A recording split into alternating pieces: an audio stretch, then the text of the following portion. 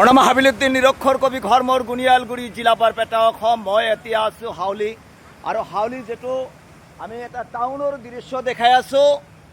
টাউনৰ মাজত এনেকুৱা একজাক বৰ্ষণ আহিলে এই টাউনৰ মাজত মানুহে জাপৰ জটনাত ভুগিব লগা হৈছে। তাৰে দৃশ্য মই নিৰক্ষৰ কবি হাবিলুদ্দিনে দেখাই আছোঁ। আপোনালোকে চাই থাকিব নিৰক্ষৰ কবি হাবিলুদ্দিনৰ চেনেল। এনেদৰে এটা টাউনৰ মাজত একদম টাউনৰ মাজখানত এইটো হাউলি বুলি কয়। হাউলিৰ মাজত চাব আপোনালোকে এজাক বৰ্ষণ আহিলে এনেকুৱা পৰিস্থিতি হয়। অসম চৰকাৰে এই কথাখিনি গুৰুত্ব দিয়া নাই আৰু আমাৰ যিবিলাক জনপ্ৰতিনিধি আমি ৰাইজে বনাই দিওঁ, এই ৰাইজৰ যিবিলাক জনপ্ৰতিনিধি সেই জনপ্ৰতিনিধিয়ে এই ৰাস্তাটোৰ গুৰুত্ব দিয়া নাই।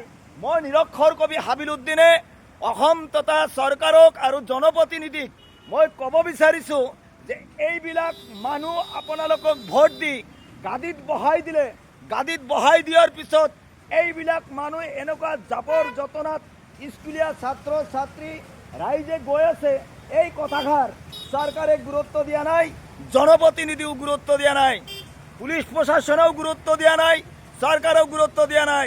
মই হাবিলুদ্দিন নিৰক্ষৰ কবি দেখাই আছোঁ যে এনেকুৱা পৰিস্থিতিতে হাউলিৰ মাজমজিয়াত মানুহ গৈ আছে। তাৰে দৃশ্য আপোনালোকক দেখাই আছোঁ। স্কুলীয়া ছাত্ৰ ছাত্ৰী যাব পৰা নাই, গাড়ী মটৰ যাব পৰা নাই, একদম বাৰিষাৰ নিচিনা হৈ গৈছে। তাৰে চাই থাকিব নিৰক্ষৰ কবি হাবিলুদ্দিনৰ চেনেল।